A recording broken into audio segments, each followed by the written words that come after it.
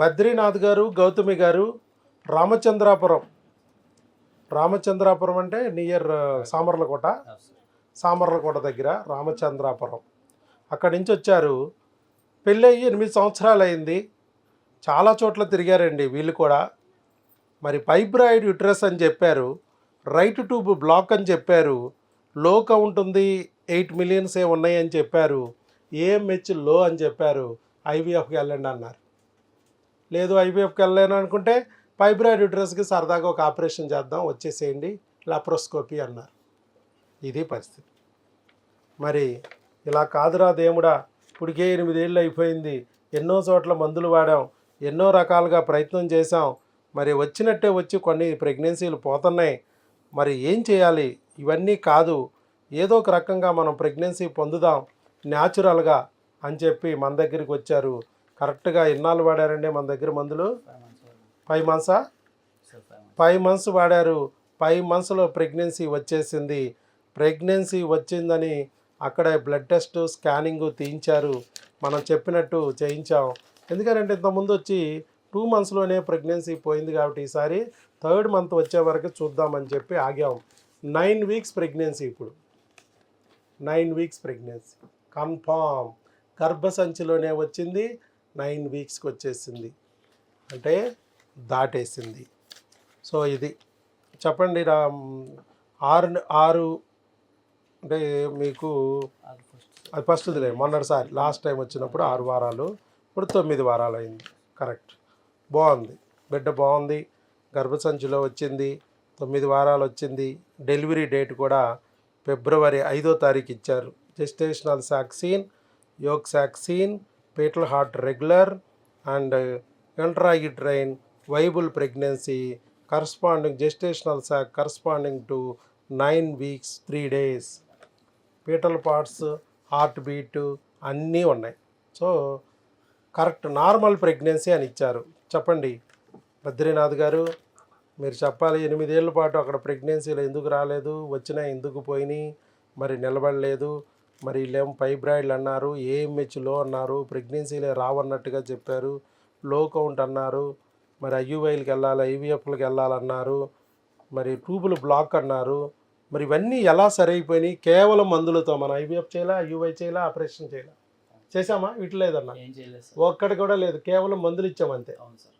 మీరు మీ ఆవిడ మందులు వాడారు, వచ్చేసింది. మరి ఎలా? ఫస్ట్ మేము కూడా ఇలా కూర్చున్నాం, లాస్ట్ కూర్చున్నా. ఫస్ట్ ఎలా సార్ గారు ముందుగా చెప్పారండి, గంట సేపు కౌన్సిలింగ్ ఇచ్చారు, అన్నీ అన్నాం మీకులాగే.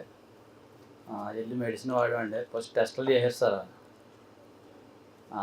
క్రిములకి హార్మోన్కి కూడా టెస్ట్లు అన్నీ చేసి మందులు ఇచ్చారండి. క్రిములకి వాడాం ఫస్ట్ 2 నెలలోనే, రాలేదు. తర్వాత మళ్ళీ హార్మోన్కి ఇచ్చారండి, రాలేదు. అప్పుడు ట్యూబ్ టెస్టులు చేశారండి. ట్యూబ్ టెస్టులు చేశాక 5 నెలలు మెడిసిన్ తీసుకున్నాం. అప్పటికి మాకు కన్సీవ్ అయిందండి. వచ్చాం డాక్టర్ గారి దగ్గరికి. రాగానే మళ్ళీ మెడిసిన్లు ఇచ్చారండి.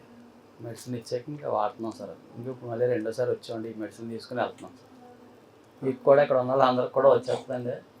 కాకపోతే డాక్టర్ గారు ఏం చెప్తే అదే విధంగా టాబ్లెట్లు అదే విధంగా వాడుకోండి. అందరికి కూడా, ఇక్కడ ఉన్న వాళ్ళకి కూడా అందరికీ కన్సీవ్ అవుతుందని కోరుకుంటున్నాను.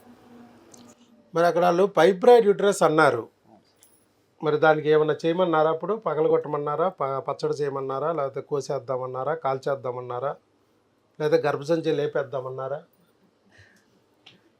మనం ఏం చేయలేదు. మీకు మరి బాధగా ఉండుంటుంది.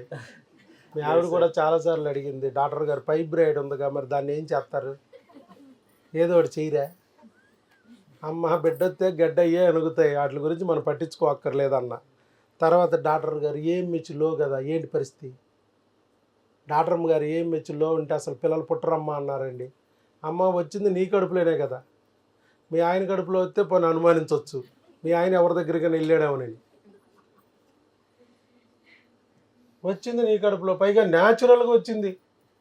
పోనీ ఎవరో అన్నమో పిండమో పెట్టేశాను నువ్వు అనుమానించడానికి, న్యాచురల్గా వచ్చింది అంటే ఏఎంహెచ్ మనకు సంబంధం లేదు. చాలామందికి అదే చెప్తున్నా, ఏఎంహెచ్ అనేది ఎంత ఉన్నా కూడా మనకు ప్రెగ్నెన్సీ వస్తుంది. ఏఎంహెచ్ తల్లి లాంటిది, పుట్టుతూనే మీకు 4 లక్షల అండాలు ఇస్తుంది. మీ 4 లక్షల అండాలు అయిపోతే అప్పుడు ఏఎంహెచ్ గురించి ఎతకాలి. మన జీవితం మొత్తం కొట్టుకున్నా కూడా ఈ 40 ఏళ్లలో 480 అండాల కన్నా మించి వాడము.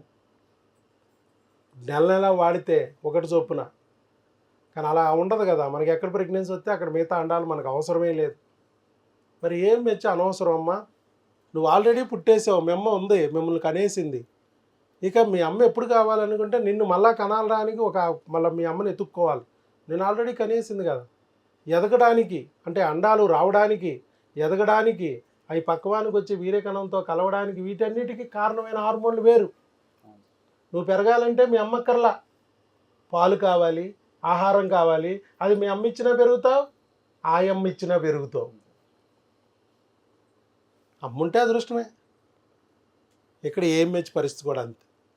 అది అమ్మ లాంటిది, నీకు జన్మని ఇచ్చేసింది, 4 లక్షల అండాలు నీ చేతిలో పెట్టేసింది నీ గర్భసంచిలో. ఆ 4 లక్షల అండాలు అయిపోతే అప్పుడు ఏం మెచ్చి గురించి ఆలోచించాలి, అదర్వైజ్ ఆలోచించక్కర్లేదు. ఇక్కడ కూడా మనం అదే చెప్పాం, ధైర్యం చెప్పాం. తర్వాత ఈ ట్యూబులు బ్లాక్ ఉన్నాయి కదండి, మరి ఎట్లా ప్రెగ్నెన్సీ వచ్చినా పర్లేదా, నాకు ఎక్టోపిక్ వచ్చేస్తుందేమో, ట్యూబుల్లోకి వెళ్ళిపోయి మూసుకుపోతాయేమో, మరి కోసేస్తారేమో నాకు అంది.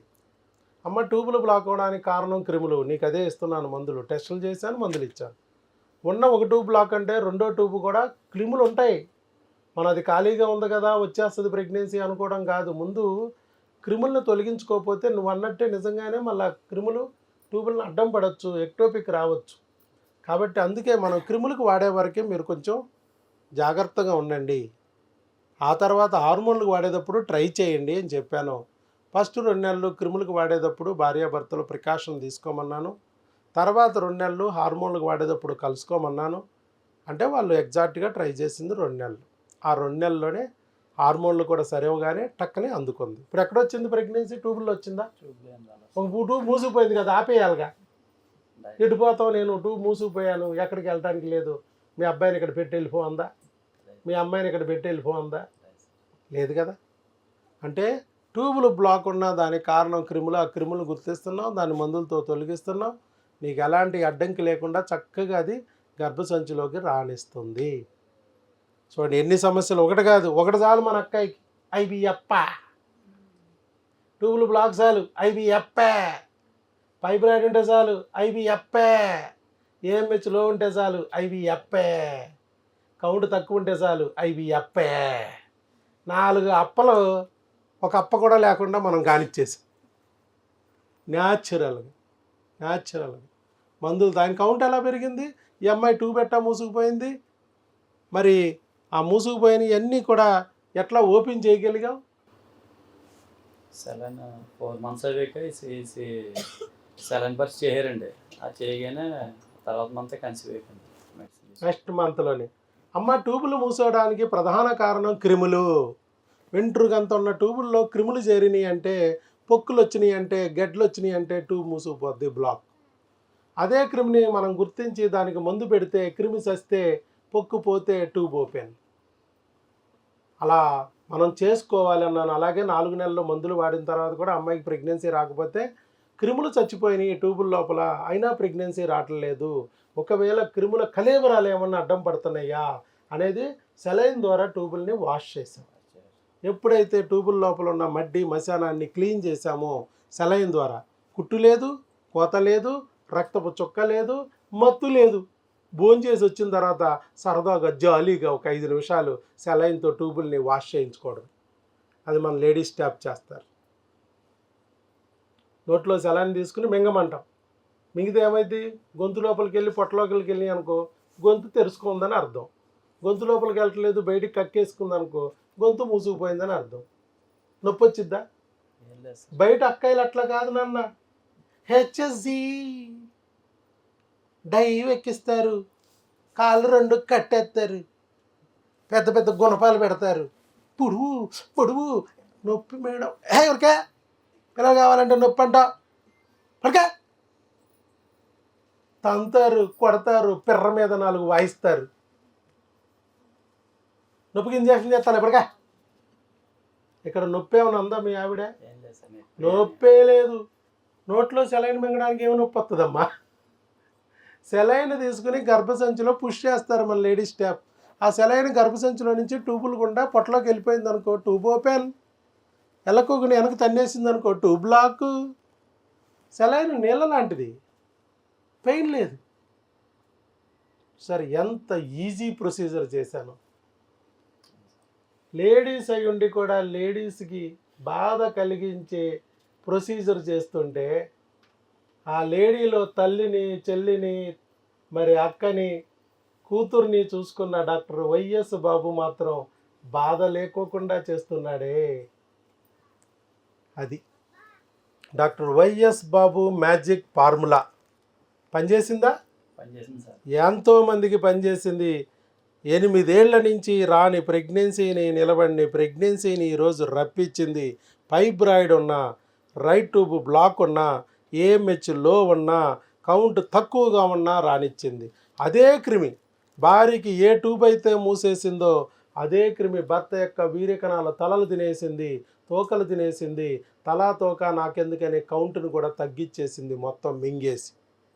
మరి అదే క్రిమికి మందు ఇద్దరికి పెట్టాం, నీకు మీ ఆవిడకి ఇద్దరికి పెట్టాం కదా, ఇద్దరికీ పెట్టారు సార్. ఇద్దరు వాడారు. సేమ్ మందు ఇద్దరు వాడిచ్చాను.